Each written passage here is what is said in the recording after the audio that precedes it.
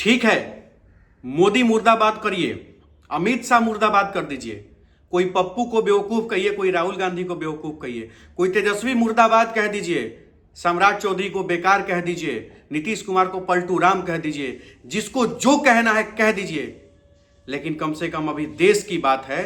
अगर आज जागरूक नहीं हुए आप लोग ना, तो मुर्शिदाबाद जैसा घटना देश के कोने कोने में होगा।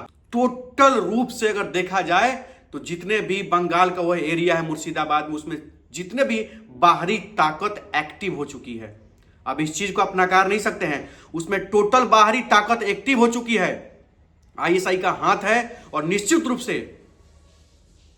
ये जो स्लीपर सेल का जो नाम होता है ना, ये मुर्शिदाबाद नहीं, हिंदुस्तान के कई जगह एक्टिव हो चुके हैं। उनका मुख्य रूप से काम है कि मुसलमान का टोपी पहन के उनके बीच रहना और दंगा फसाद करना, उनको भड़काना, कौमी के नाम पर, कौम के नाम पर, कुरान के नाम पर, तमाम मामलों के नाम पर उनको भड़काना, उनको बेचैन करना, अंदर से नफरत फैलाना और ये तमाम कांड कराना। अरे भाई, राजनीति तो होता रहेगा।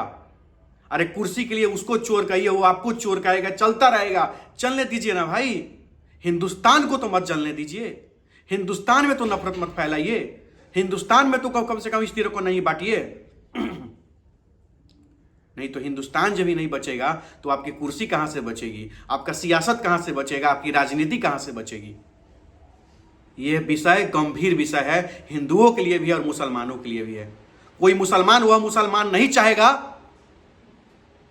कि उसका छोटा छोटा बच्चा जो स्कूल जा रहा है उधर ही कोई घटना हो जाए। कोई मुसलमान यह नहीं चाहेगा कि उसका बच्चा दूध लेने के लिए गया है, उधर ही कोई घटना हो जाए।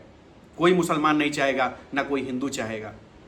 सब लोग एक्टिव होइए और बंगाल के मुर्शिदाबाद में जो दंगा भड़काया गया है बाहरी ताकतों के द्वारा घुसपैठी करके, आज हम लोगों को कहीं विदेश जाना होता है तो ये तामझाम, वो वीजा, ये झंझट, वो झंझट, तमाम झंझट, सब चीज एक्सेप्ट करना पड़ता है, सब चीज झेलना पड़ता है, तब जाकर किसी देश में एंट्री होती है।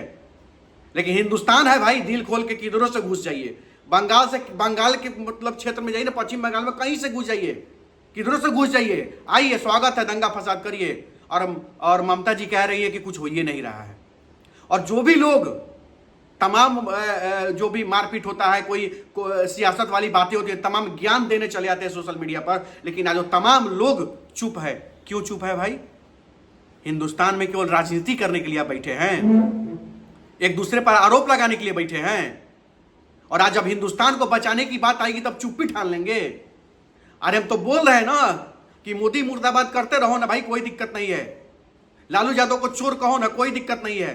तेजस्वी यादव मुर्दाबाद कहो ना, कोई दिक्कत नहीं है। नीतीश को पलटू राम कहो, कोई दिक्कत नहीं है। लेकिन हिंदुस्तान की जब बात आती है ना, छोड़ो ना राजनीति यार, अब भी तो एक हो जाओ तुम लोग, अब भी तो कम से कम एक होकर के काम करो। और हिंदुस्तान का कोई भी भाग मुर्शिदाबाद ना बनने पाए, इस पर एकदम एक्टिव रहिए। अगर कोई इस तरह का घटना होता है ना, तो हिंदू नहीं, मुसलमानों का भी घर उसी जद में आता है।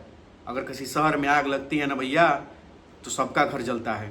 तो उन मुसलमानों को भी वहां सोचना चाहिए कि बाहर के लोग अगर आके आपको भड़का रहे हैं तो कुछ भी कर दीजिएगा। ये हिंदुस्तान है, खूबसूरत देश है, सबका